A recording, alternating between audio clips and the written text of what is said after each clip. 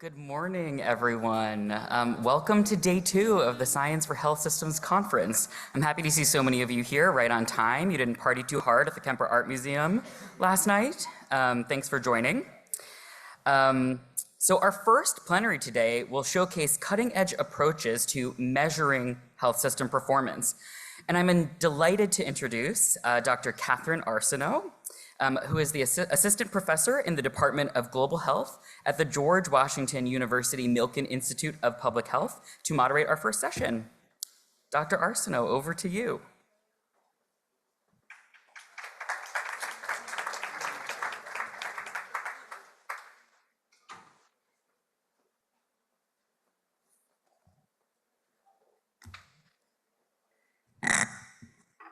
Is there going to be a... Great, awesome. Good morning, everyone. It's a privilege to open this plenary session on innovations in measurement methods. So across countries, there is a growing recognition that our current approaches to measuring health system performance must be updated to reflect the complexities of today's health systems. Data are increasingly abundant, yet they're often fragmented, incomplete, or poorly aligned with what we truly need to know about how health systems function. Traditional metrics, often focused on utilization, spending, or access, capture only fragments of performance and often fail to reflect how well health systems are delivering coordinated, high quality, and equitable care. The studies we'll hear about in this session demonstrate how digital data systems, longitudinal cohorts, international comparisons, and patient-reported outcomes can generate meaningful and actionable evidence for policy, practice, and improvement. With that, it's my pleasure to introduce our speakers and welcome them to the stage. Dr. Mahima Venkateswaran is a physician and global health researcher at the Norwegian Institute of Public Health. Her work focuses on the implementation of digital health registries, or e-registries, to improve tracking of maternal and child health outcomes. Dr. Irene Papanikolas is Professor of Health Services, Policy and Practice, and Director of the Center for Health System Sustainability at Brown University School of Public Health.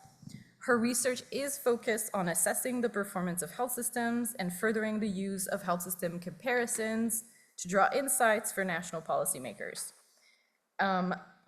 Dr. Adam Wilcox, our next speaker, is Professor of Medicine and Director of the Center for Applied Clinical Informatics at WashU School of Medicine. His work centers on the design and implementation of health information systems and the methodological advancement of health informatics. And finally, Jennifer Bright is President and CEO of the International Consortium for Health Outcomes Measurement, ICHOM, which is a nonprofit that works with patients and clinical experts worldwide to define and deploy standardized tools to measure health outcomes. To begin, I'll start with our own work on the maternal and newborn health e-cohort, a study of the Quest network. So the maternal and newborn health e-cohort to track longitudinal care quality is a study led by myself, Professor Kruk, and several other colleagues located in Ethiopia, India, Kenya, and South Africa, including several of them who are here, including Tefera, Jacinta from Kemri, and Dr. Sailesh Mohan. So the maternal and newborn health e-cohort was designed to address gaps in evidence on maternal and newborn health care. A lot of the data that we have in low and middle income countries has been focused on service utilization and measures of intervention coverage and access to care. We also have data on health outcomes, primarily maternal and newborn mortality, but there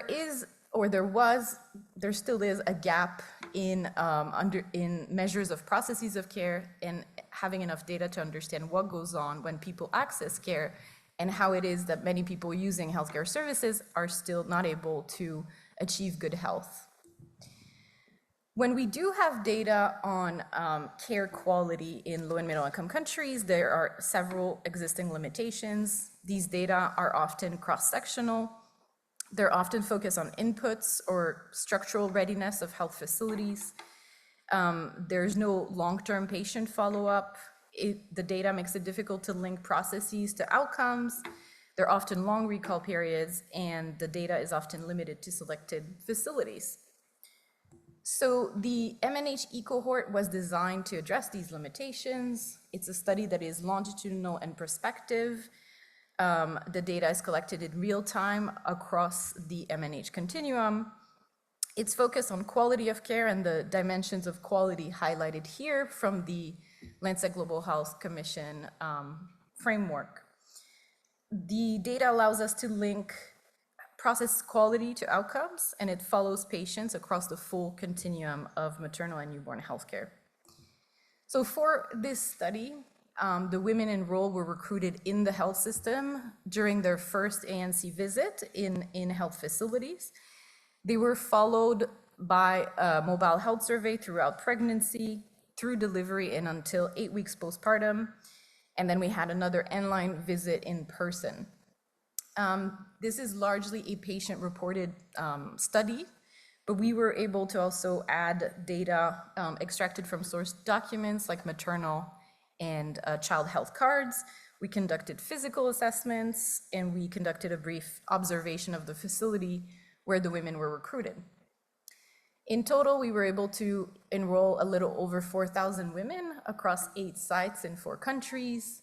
In Ethiopia and Kenya, we enrolled women in both public and private facilities. So this is the facility where they started their prenatal care.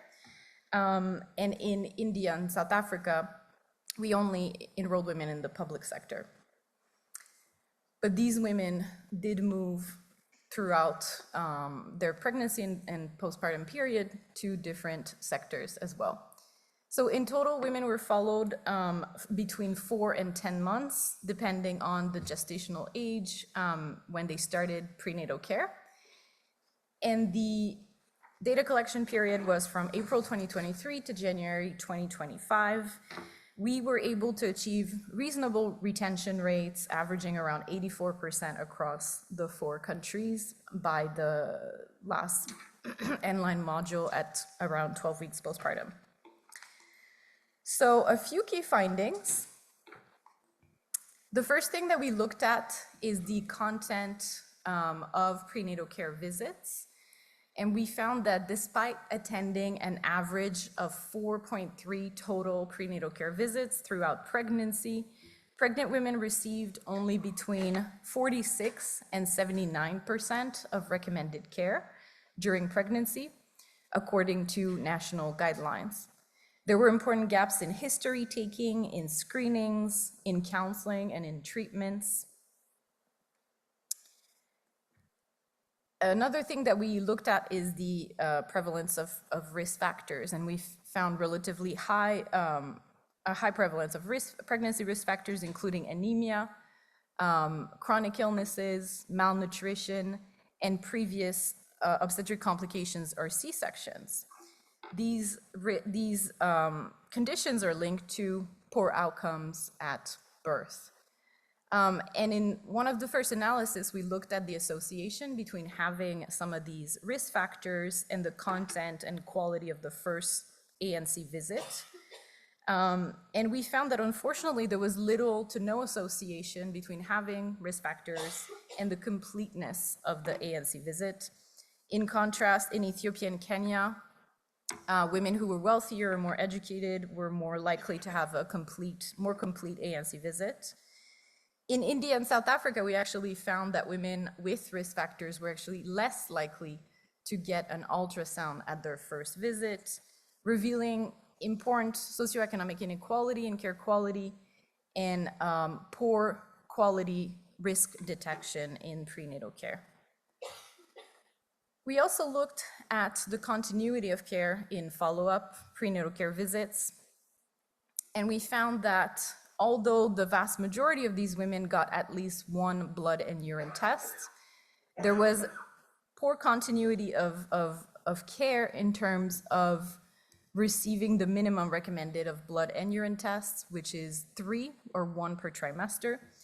In Ethiopia and Kenya, less than 1/5 of women actually receive this minimum of 3 blood and urine tests during pregnancy. These are crucial for detecting anemia, infections, diabetes, and preeclampsia, among other things. We also found that in Ethiopia and Kenya, ANC quality actually tended to decline as the pregnancy progressed.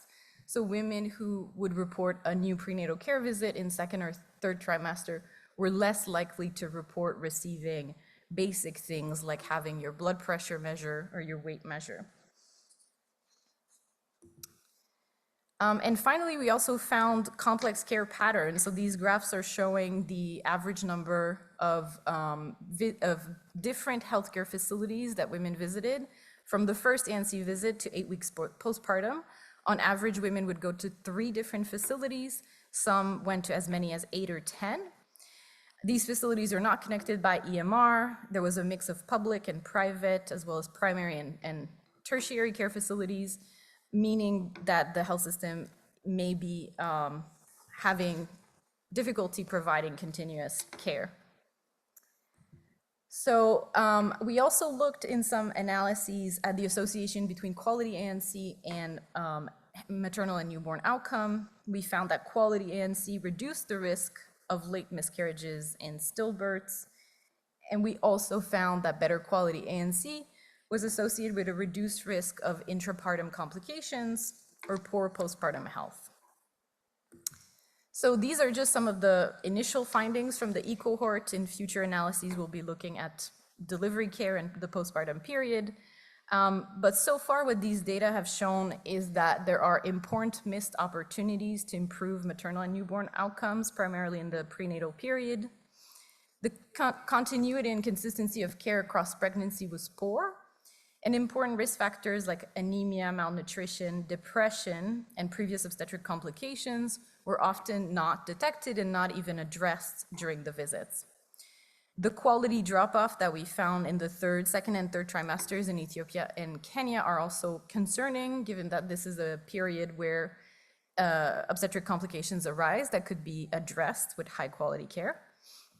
And essentially, these findings also highlight the importance of monitoring longitudinal care quality and looking at number and timing of specific interventions, not just whether they are performed only once. So these are all my slides for this. If you want to learn more about this project and the E cohort, feel free to visit our website. I'm going to hand it over to Dr. Mahima.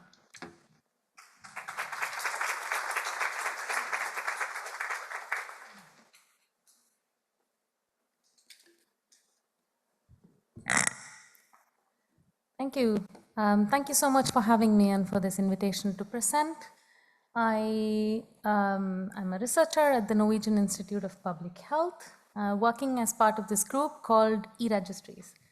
So over the years, we have tried different names for what this group is called, just trying to test out what works best. So we'll see. So right now, we're calling it digital health registries to improve quality of data and care. Okay, so by digital health registries or e-registries, we mean systems that allow for uniform individual level longitudinal data that's digitized at the point of generation, not after the fact. By point of generation here, I mean they have to be recorded when the client is interacting with the provider and not after that consultation is complete. So this information in an e-registry system has to be exchanged at all levels of the health system, or at least allow for the exchange to happen.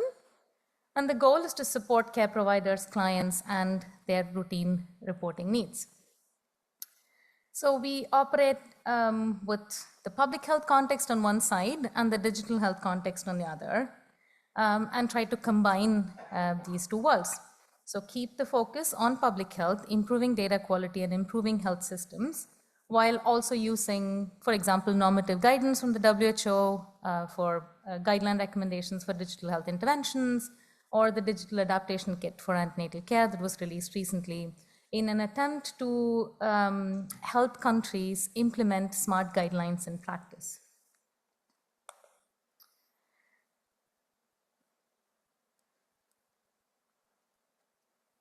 So if you think of how we operationalize e-registries, we're now looking at individual client level data that essentially enter into a system and creates this longitudinal data collection backbone, or what we call the e-registries. So this is it. So the moment this longitudinal data from the client-provider interaction enters into a system like the e-registry, it's now available for use by healthcare providers who can provide clinical decision support. The exact same source of data can also provide targeted client communication. The logic behind this being that a younger mother that has her first pregnancy has a very different risk profile than a mother that has had 5 pregnancies before and is pregnant for the 6th time. Giving them the same health education information probably does not make sense, and a system like this can help them give targeted communication. For health system managers, this means they now have a data source that is of high quality, that's actionable and in real time. For example, if the data managers or the health system managers are able to get a dashboard, they can then look at this dashboard with data of indicators that actually matter to the healthcare providers on the care that they give clients. And for policymakers, they're left with a system that's based on national digital health policy, as well as integrating clinical guidelines for care. So all of this is achieved, at least in theory, by a single digitized health record, which can then drive several different interventions.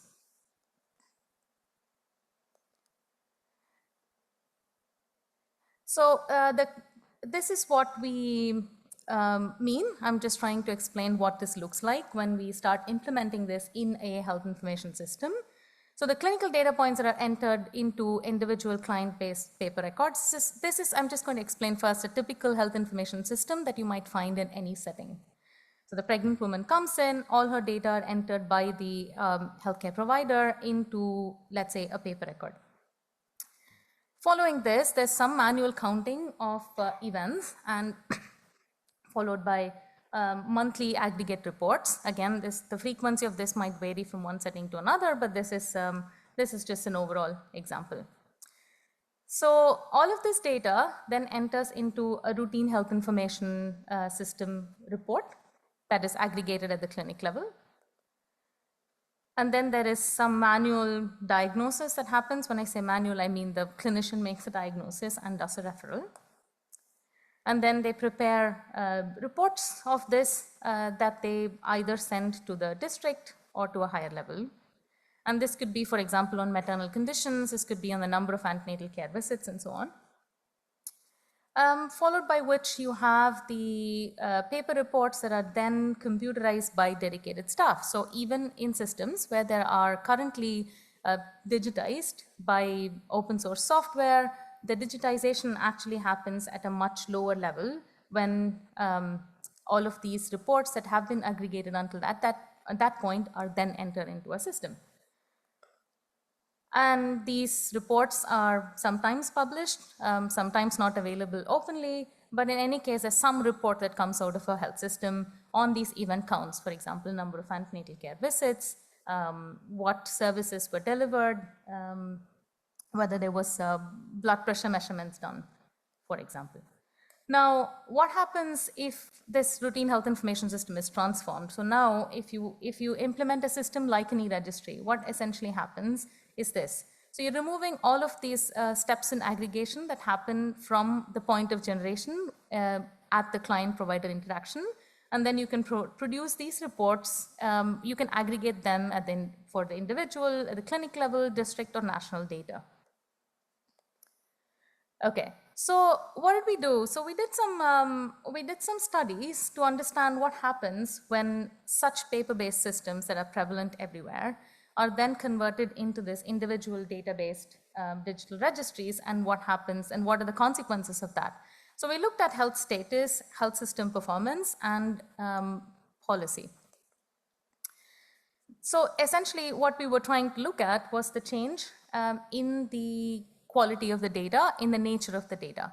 So we are now going from a system that has count data based on numerators to data that, that you can actually produce indicators from, which means we finally have a denominator that we can trust. The second thing that happens is, the contact coverage in antenatal care is now slowly moving into being able to measure effective coverage of antenatal care interventions. So Catherine also had this in her presentation about how just measuring if something happens once is probably not enough. We have to measure if there is continuity of care, if the woman or the pregnant woman in this case gets what she is supposed to get throughout her pregnancy. And you go from having no data on processes of care to actually having data on processes of care. So if, for example, the anemia screening happened as it was supposed to happen.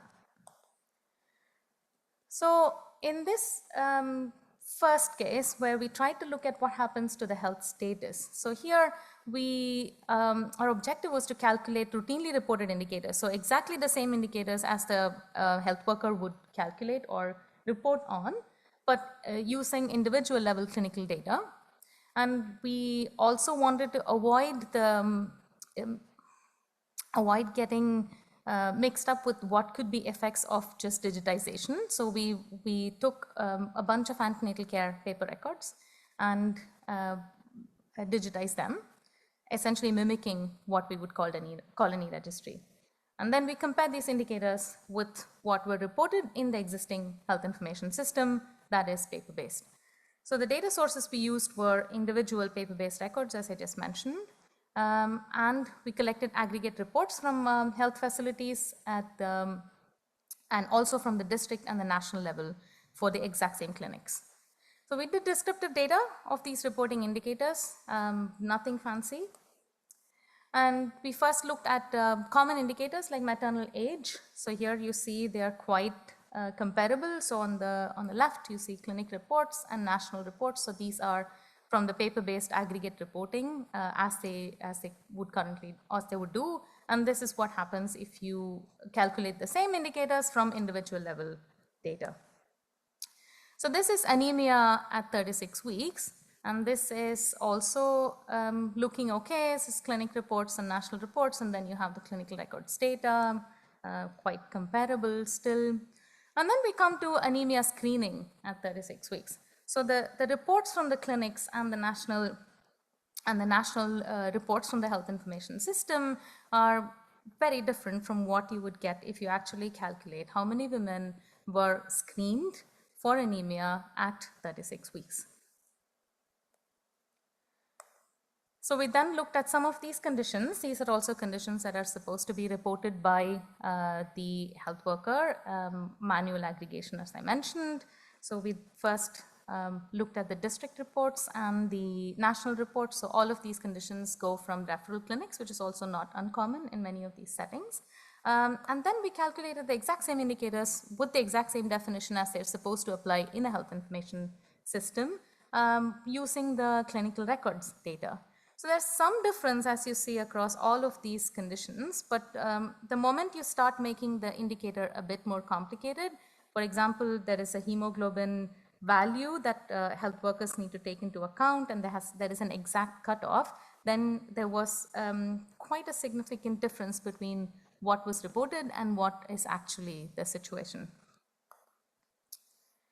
The second case study, we tried to calculate coverage of one screening, the appropriate number of screenings of antenatal care interventions, and what we call the effective coverage of antenatal care interventions. So very similar to what Catherine presented, but the data source is quite different. So it comes from the patient records or the individual records in this case.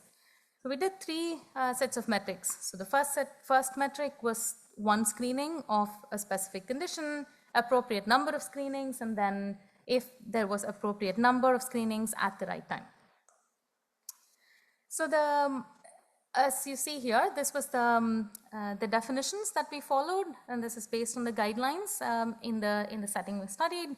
So this is screening for hypertension, for example, has to happen 5 times during pregnancy based on the national guidelines. Fundal height measurement has to happen 4 times, screening for anemia thrice, antenatal ultrasound thrice, twice for diabetes, and there are some tests that are done only once. So this is the results that we found. So the first thing is screening for hypertension, and then we have symphysis fundal height measurement, then this is at least 1 screening. So this is the kind of indicators that are most commonly produced, and also this is the kind of indicators for which you have data. Now, if you look at what happens if you take the appropriate number of screenings into account, that is already a big drop. And then if you take number of screenings done at the right time during pregnancy, so if you have anemia screening, that has to be done during the first trimester, 24, 28 weeks, and 36 weeks. So if you now start taking this into account, then the coverage falls further. It's looking slightly better if you look at some conditions that have to be screened once. For example, if you have to do a urine test to check asymptomatic bacteriuria, and this is done once in this health system, and screening for RH type. So these are things that are done once, and so the difference in the coverage levels is not as dramatic as would happen when the tests have to be done repeatedly. So we also looked at any 5 visits, right? So we checked what's the coverage of any 5 antenatal care visits. 5 was the recommendation according to the national guidelines. It's now changed, of course, to 8, at least 8. So this was 48%. But the moment we started looking at timeliness of the visit. So we took the gestational age data and checked if the women are coming according to the time they are supposed to come during pregnancy. This is important because there are certain interventions that need to happen at specific times during pregnancy, and now the coverage will drop dramatically from 48% to 13%. The first up here is also the kind of data that you would typically have access to and you typically report on and monitor to see if a health system is doing better, at least for maternal and child health. So the third case study we did was to take all of these available data sources to us. So there was this routine data produced by the health system and the health information system. We took a population-based survey that was available, took paper-based records and the e-registry. At this point, we had managed to implement the e-registry, and then check what happens if you enter all of them into a commonly used modeling tool like the LifeSave tool. We did 5 context-specific coverage indicators and derived from each of these data sources if they were available, and did list or LifeSave tool projections and looked at the difference in number of deaths and anemia cases averted by using all of these different data sources. So this is the availability of data. So okay, thanks. The aggregate routine reports had 2 of the 5 coverage indicators. It did not have any of the aggregate, the health status indicators needed for list modeling. The mixed data, household survey data that had 3 of 5 and none of the health status indicators. The paper-based records had all of the coverage indicators available and also the health status indicators because you get clinical data from records. The e-registry was similar because the paper-based and the e-registry system are supposed to mimic each other. So here is the first thing is the routine data. It shows you some changes in the maternal life saved, the newborn life saved, and stillbirths averted. This is the survey data. The newborn life saved is still at 0. And this is the data from the paper-based records, and this is the data from the e-registry. So there is not so dramatic differences, but there are some differences here. And in a different setting where with higher mortality, this could be different and drastically change decisions, or at least the evidence available for decisions based on the data that's available. So the anemia cases here, the paper-based records had shown there were 16,000 anemia cases. I'm done, almost done. While with the e-registry, there were a lot more anemia cases that could be averted. I'm probably going to skip this and just show you that the conditions that have to be tackled in order to avert maternal mortality was also quite different depending on the data sources that you choose. Thank you.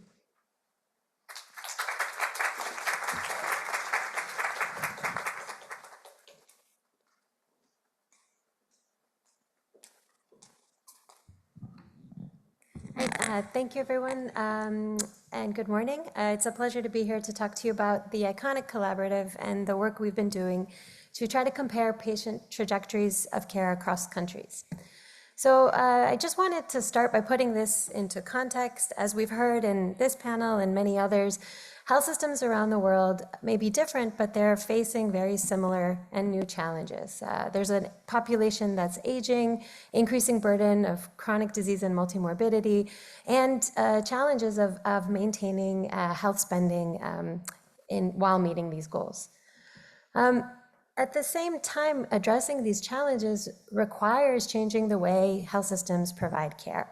Health systems have been built really to treat acute care conditions, and in this new environment of an aging population and increasing multimorbidity, we need more emphasis on prevention and diagnosis, coordination of care across settings, and really looking across boundaries, seeing what innovative care models there are happening and how we can try to learn from them and adopt them in our own countries. But current measures of health system performance really still reflect past needs and priorities. Too many comparisons are static in the indicators that they compare. They'll look at one interaction within a single point in time, which is not fit for purpose if you're trying to understand coordination of care or how somebody experiences the care journey. They're often very acute care focused. Most international comparisons will look at indicators of performance within the hospital and miss other important care settings like primary care, community care. And they often do not adequately capture all of the outcomes that matter to patients and the population.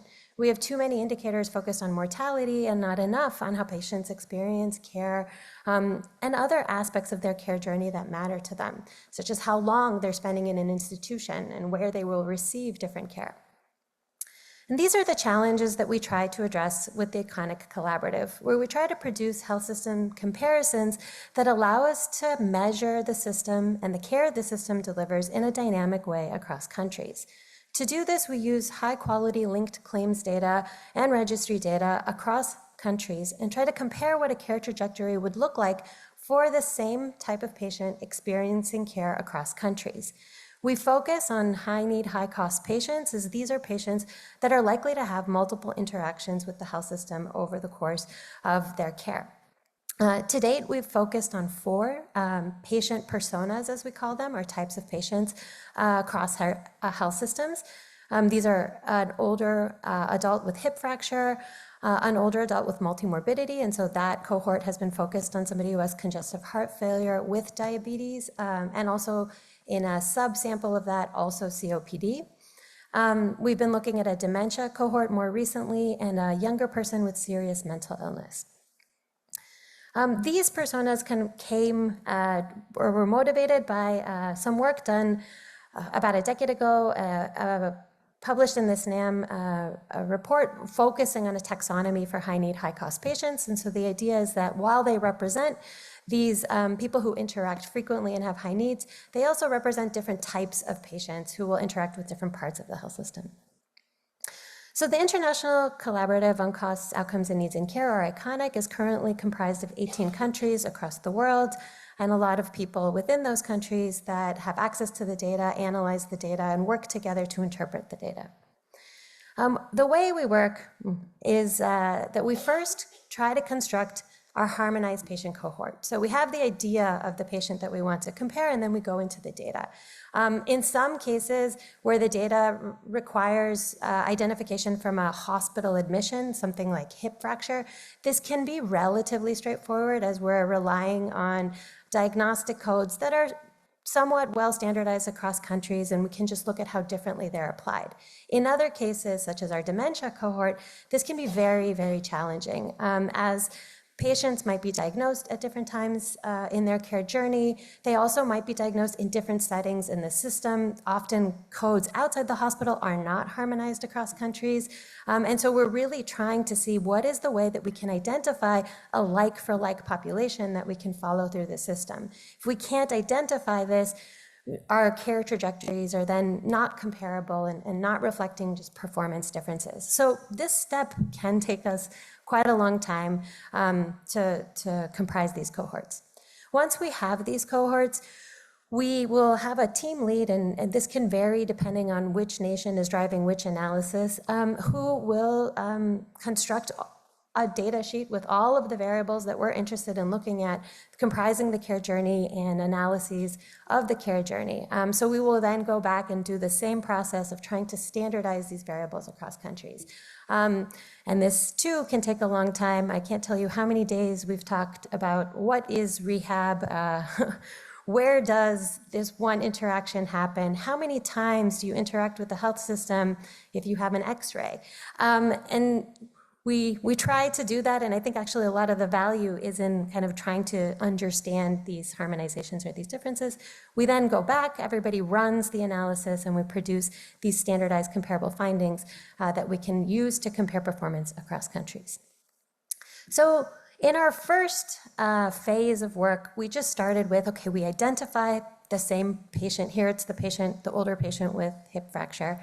We look across all of the countries, and we document the utilization of care that they experience over the next 365 days following the hip fracture. We look at the amount of acute care they receive, how many hospitalizations, how many emergency room visits, how long, what do these cost, where do they get post-acute rehab care, how long does this last, how many visits, what does this cost, how many primary care visits? Who do they see when they go to the primary care setting? Is this in person, by email? Is it a doctor or a nurse? How many outpatient specialty visits? How many pharmaceuticals are they on? How much does a year of care cost? And importantly, what are the outcomes at the end of the year? How many people have survived? How many people have been readmitted multiple times? How long are people spending in institutional care? When we first did this, we found a lot of variation across countries, a lot of variation in where people get care, what the relative proportions of primary to specialist, acute care rehab versus institutional-based rehab in other settings versus home care, suggesting that countries deliver care very differently and big variations in outcomes. So this likely matters as well as in spending. So understanding this could be beneficial for everybody in terms of learning what works better and are there lower cost, higher quality alternatives that we can adapt across systems. In more recent analyses, we've been working within those cohorts to try to identify these small areas of health system improvement where we can find differences that we can leverage to identify where we can make changes that could benefit these patients in every country. So some of our current work is focusing on our hip fracture persona, looking at deprescription of high-risk fracture meds following the fracture itself. So there's many medications that can make patients just more at risk of falling and sustaining then another hip fracture. We're interested in how much do health systems have different baseline use of these meds before the hip fracture, and how much do they then deprescribe these meds after the hip fracture occurs. So what you can see is across some of our study countries, we see very big rates, and this is just one of the drugs that we're looking at in benzodiazepines before the hip fracture, with nearly 44% of our cohort on these drugs in France, but in the US only about 16%. And then we also see very big rates, differences in how much deprescription there is of these after the hip fracture. So you see that, again, big differences in how much they're able to reduce the deprescription of this we're also interested in where does this happen? What are practices that encourage the health system to do this? And can we find how, using all of this detailed patient-level data, the association between this and outcomes within the following year? So differences in mortality, refracture, or readmission. Another project we're working on currently is understanding when systems diagnose patients with dementia. So different systems have different approaches to dementia diagnosis. One of our countries, Korea, does biannual population cognitive screening in their entire population aged over 60. In the UK, there's a primary care financial incentive in their pay-for-performance scheme. You can see that BBC article there, trying to promote diagnosis. Other countries don't have active policies on dementia diagnosis, but just raising awareness within society.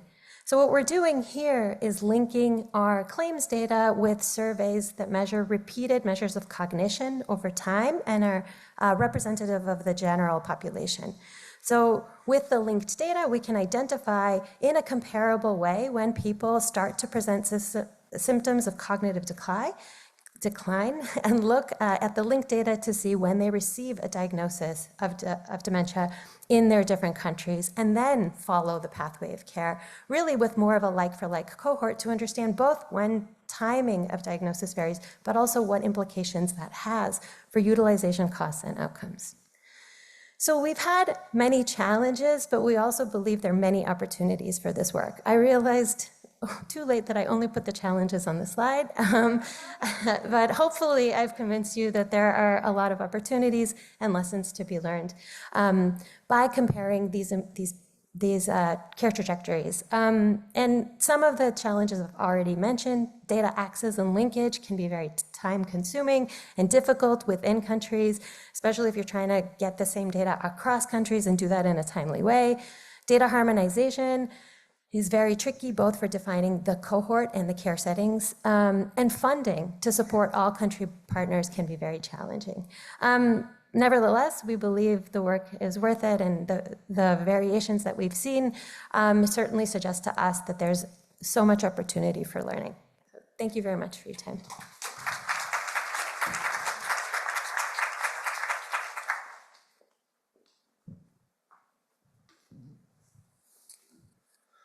So I consider myself a data person, and so it's a little shift in direction because I'm not actually going to show any data. I'm going to tell a story, and it's relating to policy and about data, but I'm not showing any, which was kind of a little strange. But the two, and I'm not going to, I don't have an international story. This is pretty local, but let me give the background. So in terms of policy, there have been two major policies that affect data and public health.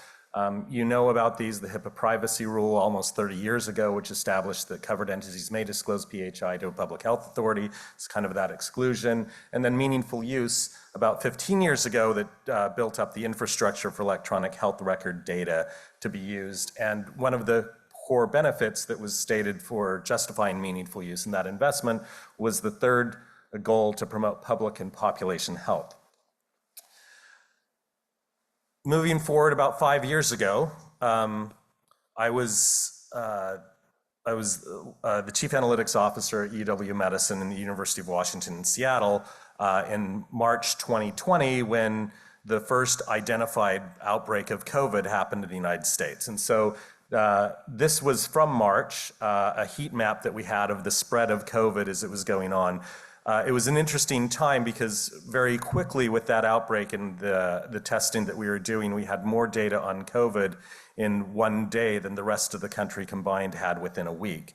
Now, hit June and everyone has enough COVID going around in their systems that it didn't like what was going on. We were all experiencing it, and so we all recall that. But for a brief period of time there was a real hunger for data and how to use it. As we were going through this, kind of when you're right in the middle of it, you get somewhat of a fog of war in trying to address all of the data issues. I did have a colleague who was working at the CDC that I reached out to and said, we've got probably more data than you have locally in terms of what we're seeing, recognizing that a lot of people are wondering how this spread is happening, what we can learn from it. How can I be helpful to you? Which he was thrilled with, and then sent me a request for this, which I found very funny. because and it makes sense to me that he would want this request in terms of similar to the MMWR weekly reporting, but when I count that, that's 105 data cells that they're asking me to fill out for our institution in order to send this to them, which I was kind of starting to do it. And then in our institution, they said, you can't send that to the CDC because we don't have a data use agreement with them. And I said, you don't need a data, I'm starting to repeat the HIPAA rules. And well, that may be the law, but institutionally, this is how we've established it. And so, and so I'm hitting up against these internal policies that are misinterpretations of the federal policy. Needless to say, this was really, really hard to try and get out to the CDC at a time when you would have thought that would have been the #1 priority. Although when you're working locally, this was not the only data request. During the middle of COVID with data, we weren't wondering, what data we can provide necessarily. We were pretty busy in a lot of things. That's kind of the fog of war that was there. So what did we really learn from that experience? Number one, that institutional misunderstanding of the rules of data sharing were really important, and that put a significant delay in being able to respond at a time that delays were really critical. It was a complex data request that was being asked. I was hoping that they wanted, 2 queries, not 105. Oh, and then they said quickly, and we would like this for all races and ethnicity. So then you multiply that. I think it was effectively 500 cells of data that they were requesting per week. And so we were unable to really divert the resources necessary in order to provide that data in that emergency. And I want to reflect on this, that why this didn't work really well is because it was kind of a reactive approach.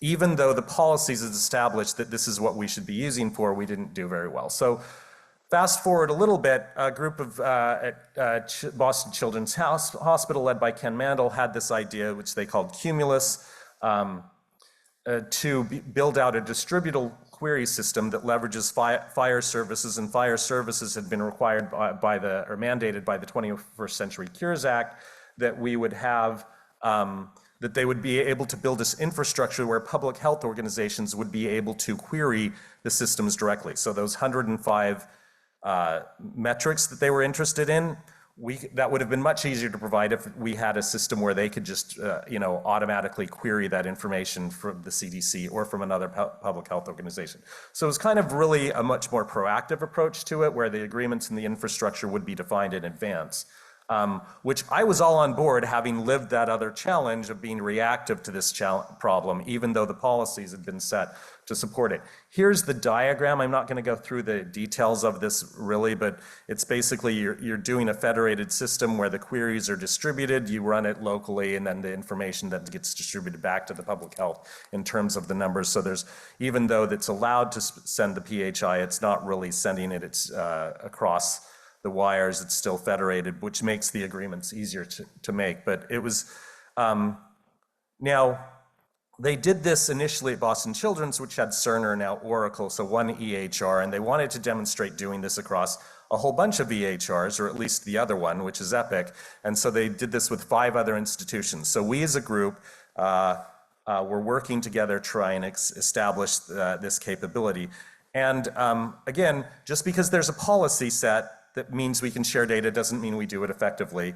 Just because there's a mandated policy of using FHIR doesn't necessarily mean that it works. So here was the great lesson here. So we eventually got it worked out, but it took at least twice as long as we thought it was going to do, because of the difficulty of breaking new ground. This had never been done before, but still I was very glad that they were trying to do it, because we were doing it as a demonstration rather than trying to do it in the middle of a pandemic.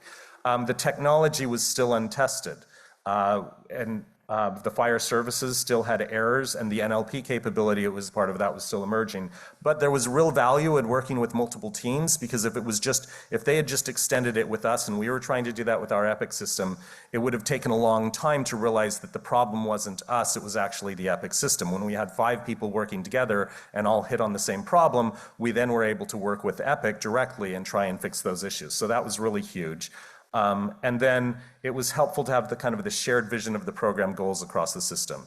So that was a valuable lesson there, and I just want to give, but it's kind of an interesting story about how just the policies may be set in place, but until you actually try and implement it in a proactive way with a demonstration project like this, you're going to be finding yourselves with a lot of challenges to overcome. Thank you.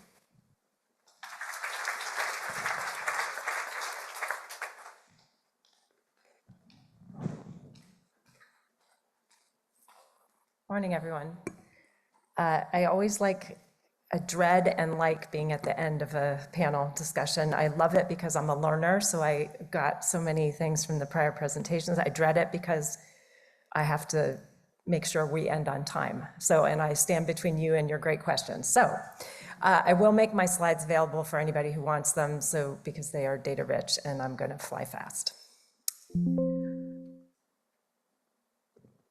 So first, the International Consortium for Health Outcomes Measurement is a US nonprofit. We were created 13 years ago with the very simple premise that we need to do something fundamentally different in the kinds of data we use to make decisions, both at the clinical level all the way up to the policy level. So we have a very common DNA with all of our presentations. We come at it from a slightly different angle in that the focus is on what are the outcomes, the results of care that are most important to the patients being treated, divided by the resources used to achieve those outcomes. That is our formula at ICHOM for value. And our imagination is, what if we could fundamentally redesign the care delivery system? And this is on a global level, not just here in the US, to really focus on, are we delivering the care and the results that patients want, expect, deserve? And this has multiple dimensions. So that is how and why ICHOM was born as an organization. What do we do? Our principal area of work for the last 12 years has been to gather international working groups that include clinicians, people with lived experience, researchers like yourself, in asking the question, what are the domains and the outcomes that are most important to people living with these health conditions? To date, we've mapped 47 different health conditions, including cross-cutting sets for healthy child, healthy adult, older adult. So these resources are in the public domain, freely available and used all over the globe as a backbone for the data system. So for example, what Mahima was sharing about e-registries, I'll share in a moment a couple of examples of how our sets become the data structure for the creation of registries. And they're used at both the clinic and the macro, national level, as well as at policy levels on an increasing basis.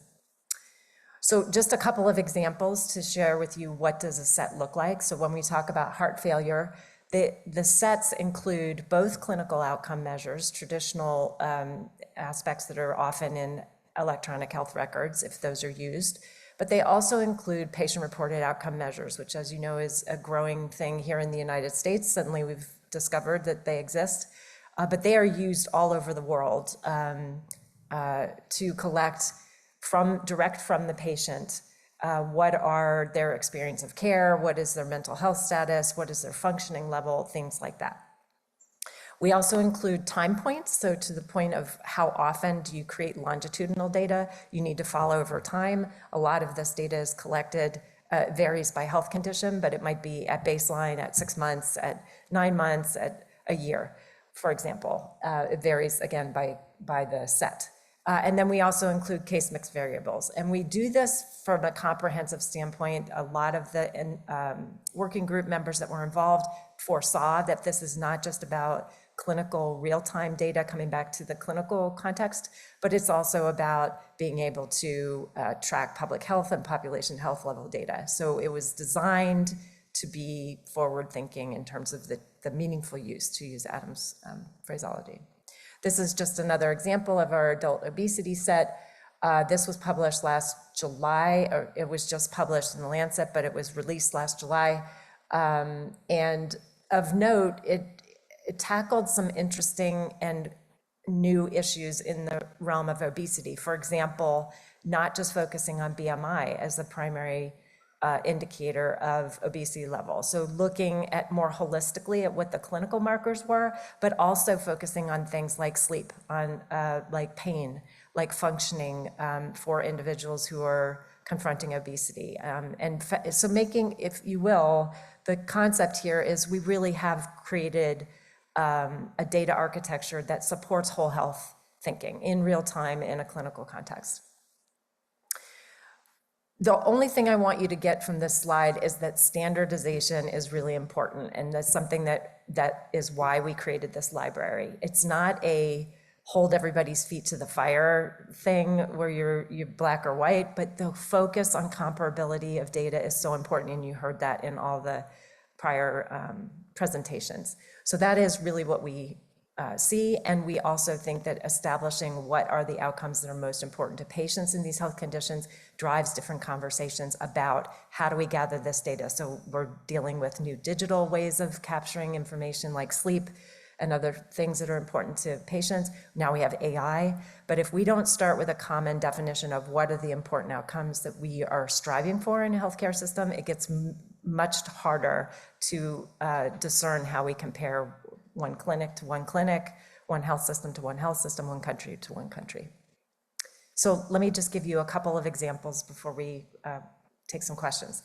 First is a registry example, which I'm happy I picked given the presentation of the e-registries. But this is a hospital system in Germany called Helios that has selected the heart failure set as the backbone of its registry that it is hosting countrywide. And so this makes it one of the largest in a specific health condition. And this just shows you the number of patients involved and what they're doing. I'm hoping that we begin to see some of the papers coming out of it, but it's principally designed to give feedback into the clinical context about, are we achieving the outcomes we should be in heart failure and on a national level? Second example is related to Bangkok, Pattaya. This is just an example of where this is happening all over the world, as you've heard from the prior speaker examples. But this is, again, about heart failure. Interestingly, it wasn't just about readmission rates, but we also saw physical functioning, a big focus on decreased depression symptoms, which is often overlooked, right? Especially like pregnancy and childbirth. I noted that mental health screening and mental health was not a part, and urinary incontinence is also, those are in our set as being primary outcomes of important to pregnant moms, for example. And then they also took this data and brought it back into how do they improve their multidisciplinary clinical approach to patients with heart failure. So again, bringing those mental health professionals into the clinical context. It's not just about the heart. The next example is from a specialty hospital in Mexico called Kaipati, focused on diabetes. They implemented the entire ICHOM diabetes set, and the significant ones were not just about the glycemic control, although those were pretty significant improvements over the course of several years. But two things that are on everybody's mind is cost reduction. They saw an almost 80% drop in the cost per patient from like $2,300 per patient to $592. A lot of that had to do with service utilization. So patients that were better managed in their glycemic control and their anxiety about time and range didn't need to have clinic visits as often. Another one from Singapore having to do with stroke.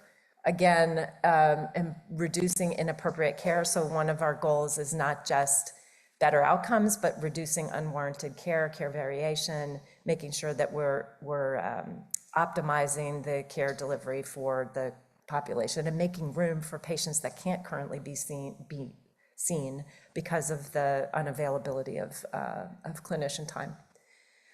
And then the last, I think this is my last example, it has to do with voice of the patient. So I'm not a clinician or a researcher. I've learned along the way from some really amazing people. I am at my heart a patient advocate. So for me and my role at ICHOM, it's all about, are we meeting the needs of patients and families? And that starts with the outcomes they care about.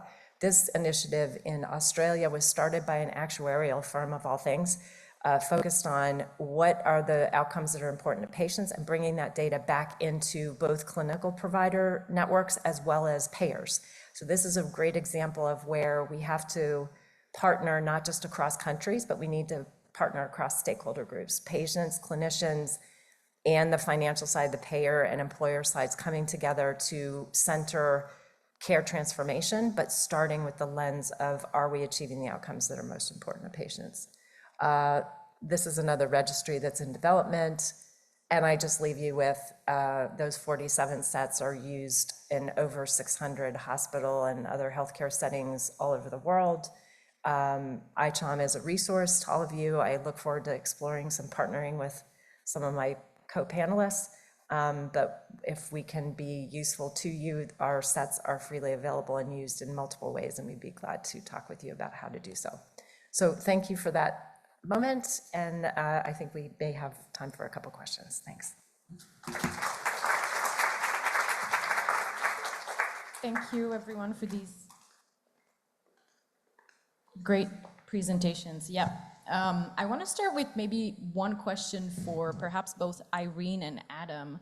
I was wondering if you could speak a little more to essentially in aggregating data and collecting patient-level information from multiple countries and institutions. Can you speak a little bit more to some of the data privacy barriers you've faced? And also, what have you found most effective in building trust to promote data sharing across institutions and public health agencies? Thanks for that question. We can't share the data. So the patient level data has to stay within the research organization that has the access to the data, which makes it very incredibly difficult both to harmonize and to conduct analyses across. So we have kind of a hub and spokes model where all of the data partners really have to come together and understand each other's data without seeing it so that we can harmonize it. We try to standardize variables, and the process takes a long time, and then try to build on these federated methods for analyses. But that is one of the biggest challenges, that the data can never be in a single place, and so we really rely on our local partners to do a lot of it. Yeah, so in extending off of that, I've found that data sharing is possible, but it's usually very difficult because it's not incentivized. It's actually disincentivized. I brought up HIPAA for a reason, because we've been living for 30 years with disincentives for data sharing. They were strengthened with penalties under high tech in 2009, so like 15 years. And the challenge with that is that we're limited because of those disincentives in terms of what we share, and we need to kind of have counter incentives. So these demonstrations of what people can do and have been able to do with data become very important, because ultimately people have to say, I want something like that, enough that I'm going to facilitate our being able to do that. And I think those will break down the barriers. Every time I've seen an issue of like, we need to share data, if there is enough will behind it, you can actually get it done. Like at research levels and other things, you can figure out how to do it with collaborations. It's just really hard because you're going against pretty strong disincentives for doing it. And I think those disincentives are important. I think patient privacy is really critical, but we're now to a point where we've shown the capability to do this, and we can find ways to do it safely. I do think AI is going to push us really hard this way, because it requires data more than the use and sharing of data more than we've ever done. So 5 years from now, I think this will look a lot different. Great. Please go ahead. Can I just add one thing? And that is one of the things that doesn't get addressed a lot, and I would love to explore further, is the role of the patient in receiving and activating on the data that's collected from them.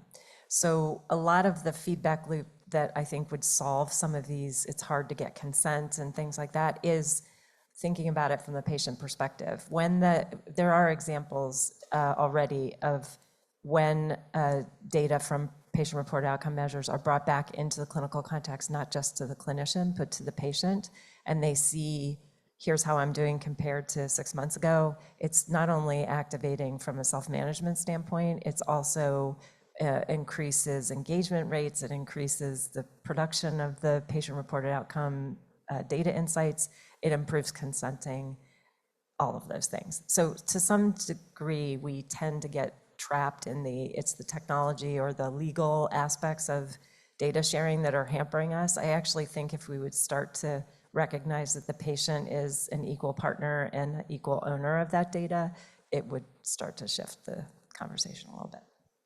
Thank you. I think we're almost at time, but if there's perhaps just one burning question from the audience, please raise your hand. Professor Kruk.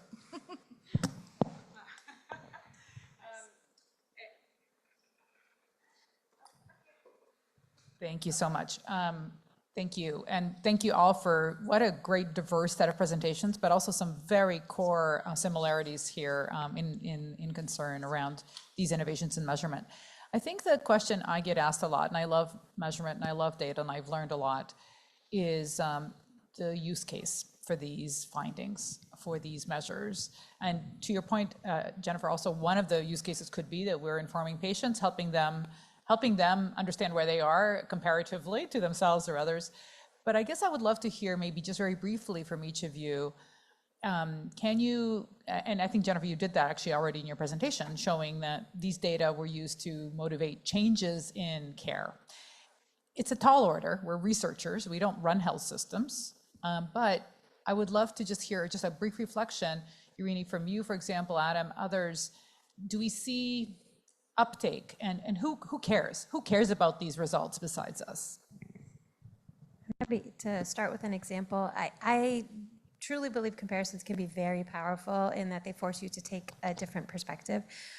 When we first did our first hip fracture patient, we had some comparative mortality results at the end of the year, and the UK did really badly. And these were not new outcomes. They had been published just without reference to any other countries. But once you saw the difference to other countries, it was stark how different they were. And this got a lot of attention. And then, of course, the question is why? And what was powerful is being able to look at that journey from patients to start to think about what is different between those other countries. And so I think it's both the broader perspective that a finding on its own might not, raise alarm bells, but when you see it's very, how different it is, it can. And then the power to be able to go back and look at the data and look at those differences to try to formulate some hypotheses. Yeah, and I'll just reemphasize the incentives and the changing incentives. The more we see what other people are able to do with data, the more we want that enough that we're willing to take risks.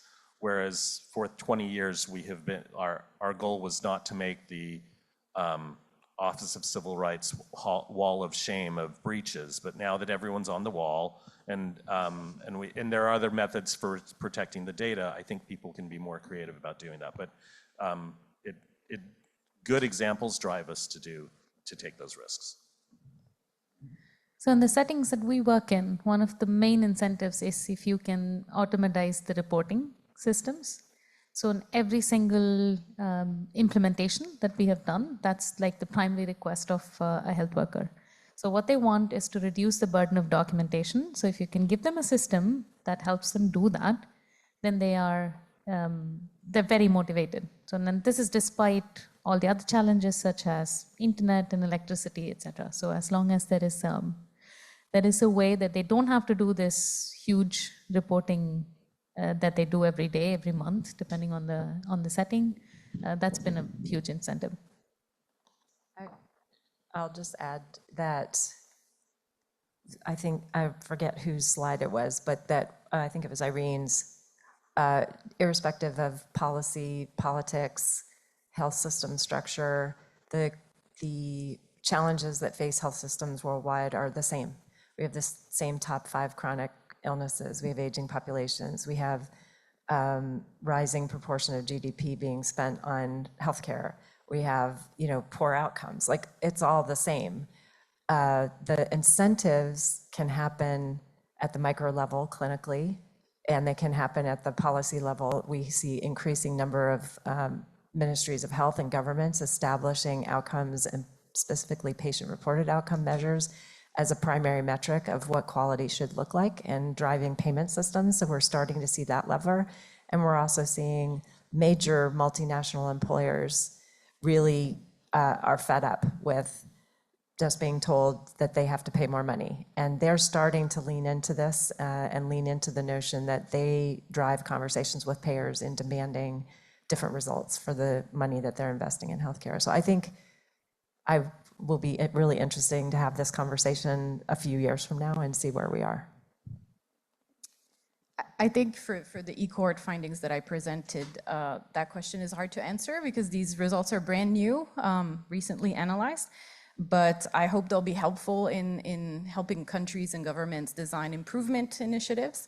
And I invite you to ask our country partners who are at the conference about what discussions already have taken place in countries. I think we're at time, so thank you very much. And please join me in thanking our speakers today.